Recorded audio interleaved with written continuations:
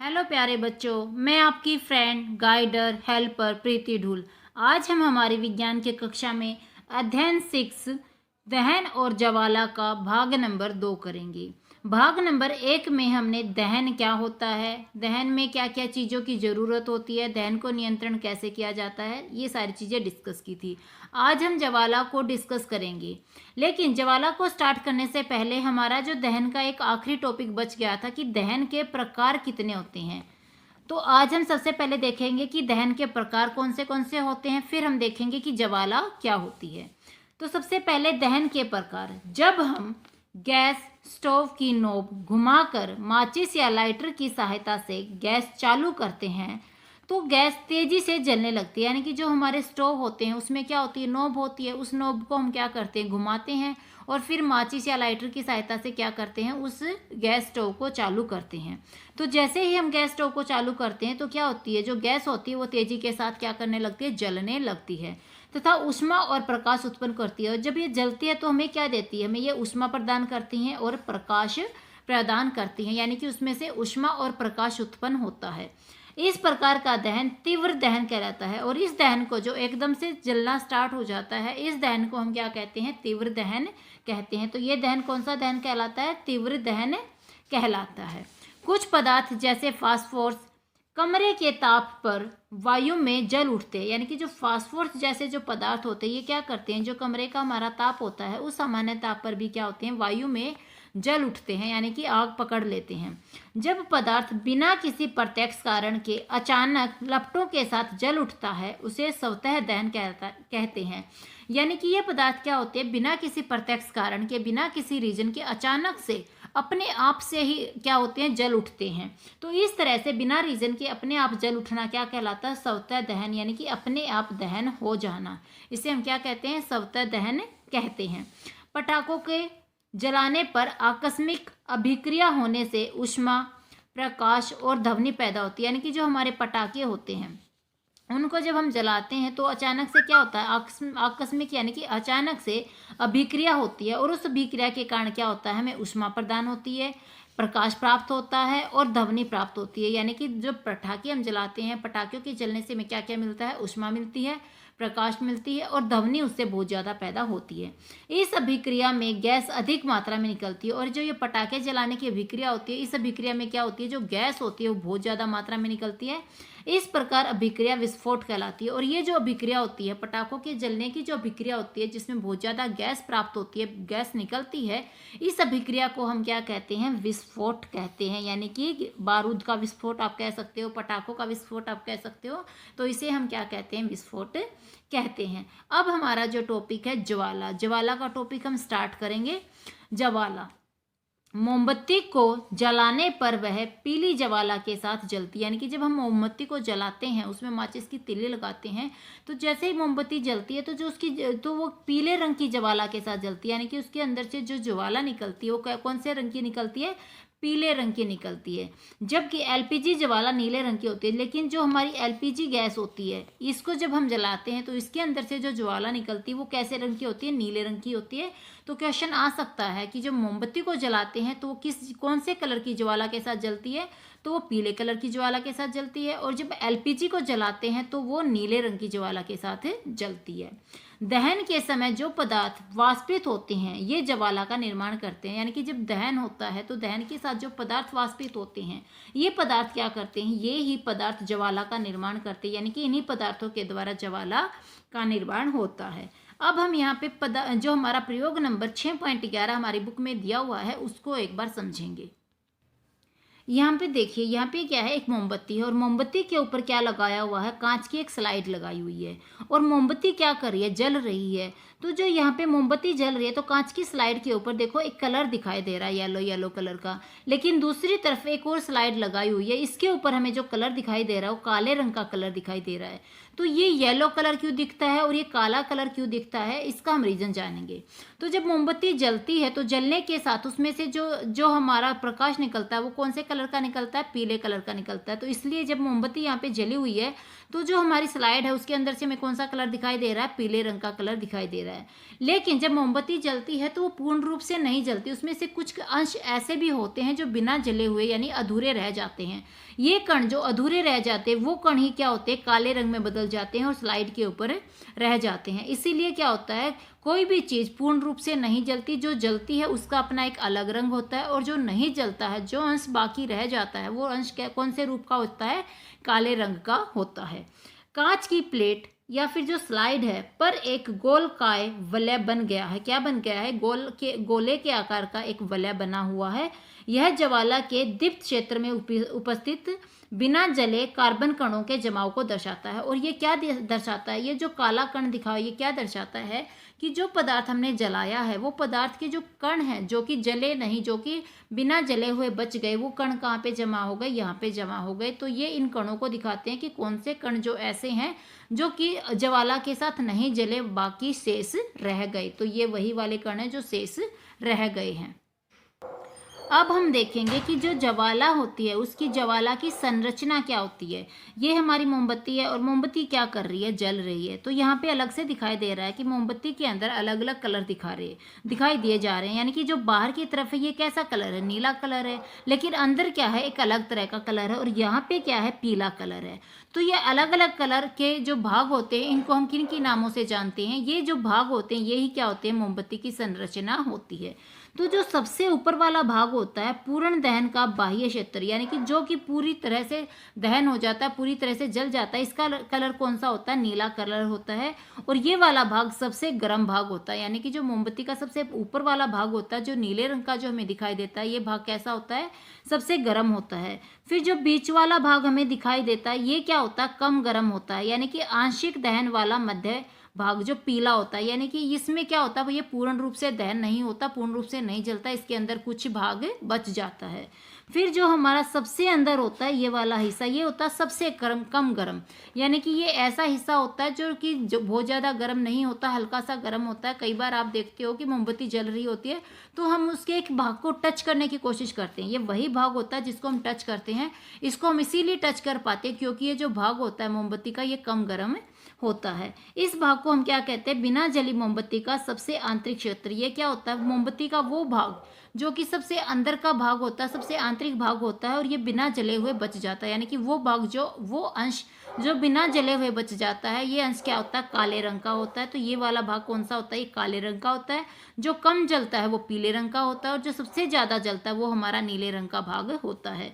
ये क्या है, हमारी मोमबत्ती। तो ये थी हमारी जो मोमबत्ती है, जो ज्वाला है, उसकी संरचना। हमारा अगला पॉइंट है ईंधन।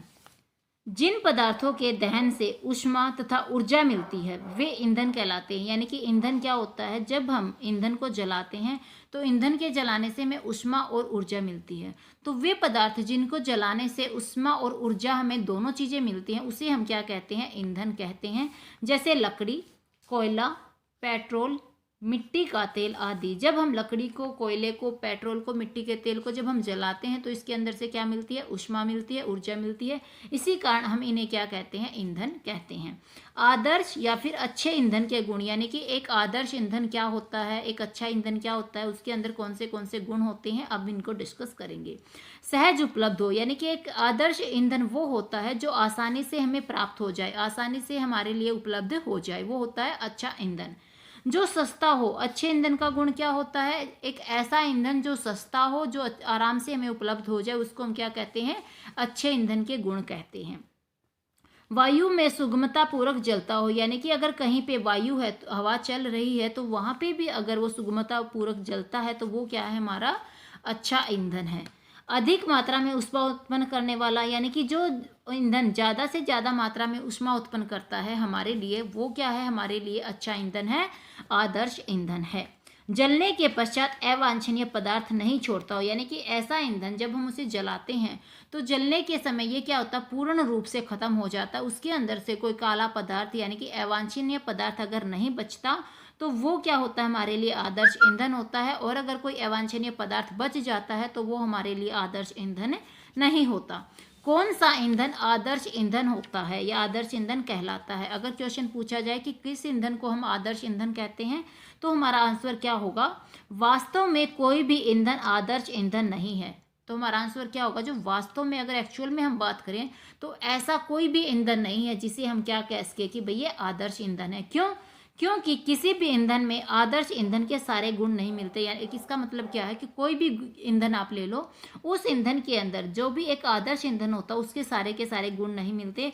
अगर वो सहज उपलब्ध हो जाएगा तो हो सकता है वो सस्ता ना हो, अगर वो सस्ता हो तो हो सकता है वो वायु में ना जलता हो, और अगर वायु में भी जलता हो तो हो सकता है वो हमारे लिए ऊष्मा ना देता हो, और अगर ऊष्मा भी दे दे तो हो सकता है वो हमारे लिए अवांछनीय पदार्थ छोड़ता हो। मतलब जो भी हमारा आदर्श ईंधन होता है, जो उसके गुण होते हैं, वो सारे के सारे गुण, कोई भी ऐसा ईंधन नहीं है जिसको वो फॉलो करता हो। तो इसीलिए कोई भी ईंधन क्या है, आदर्श ईंधन नहीं है। अब हमारा अगला जो टॉपिक है वो क्या है, ईंधन दक्षता। यानी ईंधन दक्षता क्या होती है, किसी हम ईंधन की दक्षता कहते हैं। किसी ईंधन के 1 किलोग्राम के पूर्ण दहन से प्राप्त ऊष्मा ऊर्जा की मात्रा उसका ऊष्मीयमान कहलाती है। यानी कि मान लो हमारे पास कोई भी एक ईंधन है, उसका अगर हमारे पास 1 किलोग्राम ईंधन है और हम उसको जलाते हैं, तो उसको पूर्ण जलाने पर, उसका पूर्ण दहन करने से जो हमें ऊष्मा की ऊर्जा, जो हमारी मात्रा जो हमें प्राप्त होती है, उसको क्या कहते हैं, उसको हम उसका ऊष्मीयमान कहते हैं। यानी कि जो ऊष्मा हमें प्राप्त होती है 1 किलोग्राम पूर्ण रूप से जलाने पर, जिस ईंधन को हम पूर्ण रूप से जलाते हैं उसमें से जो हमें ऊष्मा प्राप्त होती है उसको हम क्या कहते हैं, उस ईंधन का ऊष्मीयमान कहते हैं। ईंधन के ऊष्मीयमान को किलोजूल प्रति किलोग्राम, यानी कि जो ईंधन का ऊष्मीयमान होता है उसको हम किस में मापते हैं, किलोजूल प्रति किलोग्राम या फिर kJ/kg, यानी कि किलोजूल प्रति किलोग्राम मात्रक के रूप में प्रदर्शित किया जाता है। इसके रूप में इसको मापा जाता है। विभिन्न ईंधनों के ऊष्मीयमान, यानी कि अलग अलग ईंधनों के जो ऊष्मीयमान होते हैं वो भी अलग अलग होते हैं। जैसे हमारे पास ईंधन है और उनके ऊष्मीयमान है, उनको हम देखेंगे। जैसे गोबर के उपले, ये क्या होता है, एक तरह का ईंधन होता है। इसका जो ऊष्मीयमान होता है वो कितना होता है, 6000 से लेके 8000 किलोजूल पर केजी होता है। लकड़ी का कितना होता है, 17000 से लेके 22000 के बीच में होता है। जो कोयला होता है इसका उसमें होता है 25000 से लेके 33000 के बीच में। जो पेट्रोल होता है उसका उसमें होता है 45000। जो डीजल होता है जो कि एक ईंधन है, इसका उसमें भी कितना होता है, 45000 होता है। जो हमारी सीएनजी होती है जिसको हम ईंधन के रूप में वाहनों में प्रयोग करते हैं, उस सीएनजी की जो हमारी उसमें होती है वो होती है 50000। जो मेथेन होता है, मेथेन का जो उसमें होता है वो भी होता है हमारा 50000। जो एलपीजी गैस होती है, एलपीजी गैस का जो उसमें होता है वो होता है 55000। और जो जैव गैस होती है, यानी कि जो जीवों के द्वारा जो गैस बनती है, वो जैव गैस जो होती है उसका उसमें होता है 35000 से 40000। और हमारी जो हाइड्रोजन गैस होती है इसका उसमें कितना होता है, 1,50,000 इसका उसमें होता है। ईंधन के दहन के हानिकारक प्रभाव, यानी कि जब हम ईंधन का दहन करते हैं, ईंधन को जलाते हैं, तो उससे क्या होता है, कुछ हानिकारक उसके प्रभाव होते हैं। वो कौन से हैं, लकड़ी, कोयले और पेट्रोल जैसे कार्बन ईंधन बिना जले कार्बन कण छोड़ देते हैं। यानी कि जो लकड़ी होती है, जो कोयला होता है, जो पेट्रोल होता है, ये क्या करता है, जब हम इनको जलाते हैं तो ये क्या करते हैं, कुछ कणों को बाकी छोड़ देते हैं। ये सूक्ष्म कण खतरनाक प्रदूषक होते हैं। ये जो कण होते हैं जो बच जाते हैं, ये क्या होते हैं, बहुत ज़्यादा खतरनाक होते हैं, जो दमा जैसे श्वास रोग उत्पन्न करते हैं। इन खतरनाक कणों से क्या होता है, दमा जैसी जो श्वास की बीमारी होती है वो बीमारी इससे लग जाती है, जो कि बहुत ज़्यादा खतरनाक होती है। नंबर 2, इन ईंधनों का अपूर्ण दहन, यानी कि अगर ये पूर्ण रूप से इनका दहन नहीं होता तो कार्बन मोनोऑक्साइड गैस देता है। तो ये क्या करते हैं, कार्बन मोनोऑक्साइड गैस छोड़ते हैं अगर इनका पूर्ण रूप से दहन नहीं होता तो। यह अत्यंत विषैली गैस होती है। और जो कार्बन मोनोऑक्साइड होती है जो इनसे बच जाने के कारण इसमें से निकलती है, वो क्या होती है, बहुत ज़्यादा विषैली होती है, जहरीली होती है। बंद कमरे में कोयले से अंगीठी जलाकर सोने से व्यक्ति की मृत्यु भी हो जाती है। जैसे कि रात को हम सोते हैं तो क्या करते हैं, हम क्या करते हैं, कमरे के अंदर अंगीठी जलाकर छोड़ देते हैं और सो जाते हैं। फिर क्या होता है, एक समय के बाद उस अंगीठी को जैसे वायु ऑक्सीजन मिलनी बंद हो जाती है, तो वो अंगीठी क्या होती है, बीच में जलना बंद कर देती है, जिसके कारण उसमें से क्या निकलती है, मोनोऑक्साइड गैस निकलती है। और इस मोनोऑक्साइड गैस के कारण क्या होती है, जो व्यक्ति वहाँ पे सो रहे होते हैं उनके लिए यह जहर का काम करती है और उस व्यक्ति की मृत्यु वहाँ पर हो जाती है, जो कि हमने बहुत बार सुना हुआ है कि ऐसे किसी की मृत्यु हो गई है। अधिकांश ईंधनों के दहन से कार्बन डाइऑक्साइड गैस निकलती है। बहुत सारे ईंधन ऐसे होते हैं जब इनका हम दहन करते हैं तो इसमें से क्या होता है, कार्बन डाइऑक्साइड गैस निकलती है, जिससे विश्व उष्णन यानी कि ग्लोबल वार्मिंग होती है, यानी कि पृथ्वी के अंदर जो तापमान है वो बहुत ज़्यादा बढ़ जाता है। कब? जब हम ईंधनों का दहन करते हैं। पृथ्वी के तापमान में वृद्धि विश्व उष्णन कहलाती है। जो पृथ्वी का तापमान होता है जब उसमें वृद्धि बहुत ज़्यादा बढ़ जाती है उसको हम क्या कहते हैं, विश्व उष्णन कहते हैं, या फिर जिसे हम ग्लोबल वार्मिंग कहते हैं। तो जो पृथ्वी का तापमान बढ़ता है तो उसको हम क्या कहते हैं, ग्लोबल वार्मिंग कहते हैं, विश्व उष्णन कहते हैं।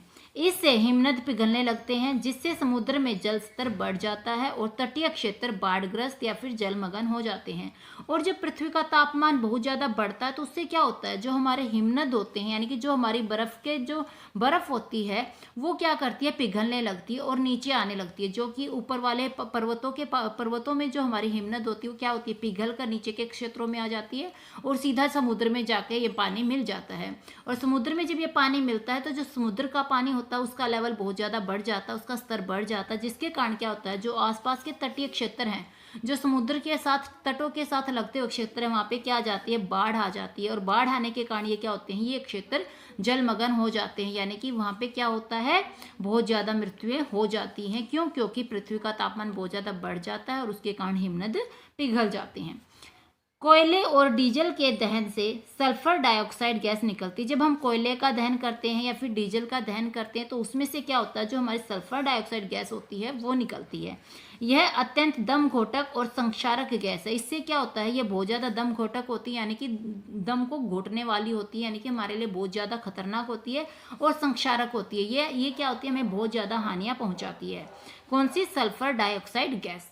पेट्रोल इंजन नाइट्रोजन के ऑक्साइड उत्सर्जित करता है, और जो हमारा पेट्रोल होता है ये क्या करता है, ये नाइट्रोजन के ऑक्साइड उत्सर्जित करता है। ये चीज़ें हमारे लिए क्या होती हैं, बहुत ज़्यादा खतरनाक होती हैं, हानिकारक होती हैं।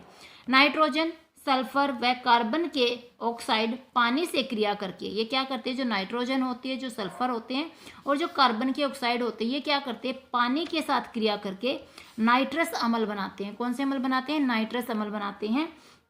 नाइट्रिक अम्ल बनाते हैं, नाइट्रस अम्ल बनाते हैं, नाइट्रिक अम्ल बनाते हैं और सल्फ्यूरस अम्ल बनाते हैं। और क्या बनाते हैं? सल्फ्यूरस अम्ल भी ये क्या करते हैं, पानी के साथ क्रिया करके बनाते हैं। और क्या करते हैं, ये सल्फ्यूरिक अम्ल भी बनाते हैं और कार्बनिक अम्ल भी बनाते हैं। यानी कि जो नाइट्रोजन होता है, जो सल्फर होता है और जो कार्बन के ऑक्साइड होते हैं, ये पानी के साथ मिलकर क्या करते हैं, अनेक तरह के अम्ल बनाते हैं, जैसे नाइट्रस अम्ल, नाइट्रिक अम्ल, सल्फ्यूरस अम्ल, सल्फ्यूरिक अम्ल और कार्बनिक अम्ल। तथा वर्षा को अम्लीय बनाकर वर्षा के साथ पृथ्वी पर बरसते हैं। और ये क्या करते हैं, जब वर्षा होती है तो वर्षा को क्या करते हैं, अम्लीय बना देते हैं, यानी कि ये अम्ल क्या करते हैं, वर्षा के अंदर मिल जाते हैं और जो वर्षा का पानी होता है उस पानी को अम्लीय बना देते हैं और वर्षा के साथ क्या करते हैं, पृथ्वी पर आकर बरसने लगते हैं। इसे ही अम्ल वर्षा कहते हैं। अम्ल वर्षा का क्वेश्चन बहुत ज़्यादा पूछा जाता है कि अम्लीय वर्षा क्या होती है, तो यही हमारी अम्लीय वर्षा होती है कि ये अम्ल क्या करते हैं, वर्षा के पानी में आकर मिल जाते हैं और उस पानी को क्या कर देते हैं, अम्लीय बना देते हैं। और जब बारिश होती है तो पृथ्वी पर बारिश के रूप में नीचे गिरते हैं, जिसे हम अम्ल वर्षा कहते हैं। अम्ल वर्षा के दुष्प्रभाव, यानी कि जो ये अम्ल वर्षा होती है इसके कारण बहुत ज़्यादा दुष्प्रभाव होते हैं, बुरे बुरे प्रभाव होते हैं। ये प्रभाव कौन से हैं? ऐतिहासिक धरोहरों के संगमरमर का संक्षारण होता है। इससे क्या होता है, अम्लीय वर्षा से क्या होता है, जो हमारी धरोहरें हैं, ऐतिहासिक धरोहरें हैं, उनका जो संगमरमर होता है, यानी कि उनके ऊपर जो पत्थर लगा होता है, जो संगमरमर का होता है, उसका ये संक्षारण कर देते हैं, यानी कि उसको ये खराब कर देते हैं, उसको ये बिल्कुल खत्म कर देते हैं। इस परिघटना को संगमरमर का कैंसर कहते हैं। और जो ये संक्षारण करना होता है इसको हम क्या कहते हैं, संगमरमर का कैंसर। यानी कि हम क्या कहते हैं, जो संगमरमर इन ऐतिहासिक धरोहरों पर लगा होता है उसको हम क्या कहते हैं, कि जब इनका संक्षारण होता है तो हम कहते हैं कि जो संगमरमर था उसको क्या हो गया, कैंसर हो गया, यानी कि इसकी बहुत ज़्यादा बुरी हालत ये कर देते हैं, बिल्कुल इसको खराब कर देते हैं। अम्ल वर्षा से इमारतों, स्मारकों, पुलों, मूर्तियों, रेलिंग और रेलवे लाइनों का भी संक्षारण होता है। यानी कि जो अम्ल वर्षा होती है वो इमारतों को खराब कर देती हैं, जो स्मारक होती है उनको भी खराब कर देती हैं, जो पुल होते हैं उनको खराब कर देते हैं जिससे वो टूट जाते हैं, जो मूर्तियाँ होती हैं या रेलिंग होती हैं या फिर जो हमारी रेलवे लाइनें होती हैं उन सब को क्या करती हैं, ये उनका संक्षारण करती हैं, उनको खराब कर देती हैं, जो जल्दी से क्या हो जाते हैं, टूटने लग जाते हैं। मृदा का पीएच कम हो जाता है। इनके कारण क्या होता है, जो अम्लीय वर्षा होती है, इनके कारण क्या होता है, जो हमारी मृदा होती है, जो मिट्टी होती है, उसका जो पीएच मान होता है, वो पीएच मान भी क्या होता है, कम हो जाता है, जिस कारण पौधों द्वारा खनिजों का अवशोषण प्रभावित होता है। इसके कारण क्या होता है, जब पीएच मान कम होता है तो जो पौधे होते हैं, जो मृदा से खनिजों का अवशोषण करते हैं, खनिजों को ग्रहण करते हैं, उसकी ग्रहण करने की क्षमता भी क्या होती है, वो प्रभावित हो जाती है, यानी कि वो उसको ग्रहण नहीं कर पाते तथा मृदा बंजर हो जाती है, जिसके कारण जो हमारी मिट्टी थी, जो कि उपजाऊ थी, वो उपजाऊ मिट्टी भी क्या हो जाती है, बंजर हो जाती है, क्योंकि वो खनिजों को ग्रहण नहीं कर पाती और अपने उपजाऊपन को बना नहीं पाती। आंखों व त्वचा में जलन होने लगती है। अम्लीय वर्षा जब होती है और हम उस अम्लीय वर्षा का पानी जब हमारे ऊपर लगता है, उस अम्लीय वर्षा से क्या होता है, जो हमारी आंखें होती है, हमारी जो त्वचा होती है, उसके अंदर जलन होने लग जाती है। कोयले, पेट्रोल व डीजल के हानिकारक प्रभावों के कारण इनका स्थान सीएनजी ले रही है, क्योंकि जो कोयला होता है, पेट्रोल होता है, डीजल होता है, इनके कारण बहुत ज़्यादा हानिकारक प्रभाव पड़ते हैं, जिसके कारण हमने क्या किया, इनकी जगह हमने कौन सी गैस को दे दी, सीएनजी गैस को दे दी। यानी कि सीएनजी गैस क्या कर रही है, इन सब गैसों की जगह अपने आप का प्रयोग कर रही है, क्योंकि सीएनजी सल्फर और नाइट्रोजन के ऑक्साइडों का उत्पादन अल्प मात्रा में करती है। क्योंकि जो सीएनजी गैस होती है, ये क्या होती है, जो सल्फर होते हैं, जो नाइट्रोजन के ऑक्साइड होते हैं, उनका उत्पादन कम करते हैं, जबकि जो कोयला होता है, पेट्रोल होता है, डीजल होता है, ये बहुत ज़्यादा मात्रा में क्या करते हैं, नाइट्रोजन के ऑक्साइडों का उत्पादन करते हैं, जो हमारे लिए हानिकारक होते हैं। और सीएनजी इनकी कम मात्रा में ये उत्पादन करते हैं, जिसके कारण इनके हानिकारक प्रभाव हम तक कम फैलते हैं। तो ये था हमारा आज का टॉपिक। अगर अच्छा लगा हो तो लाइक, शेयर और सब्सक्राइब करना मत भूलिएगा। अगली वीडियो में हम इसका अभ्यास डिस्कस करेंगे। Thank you.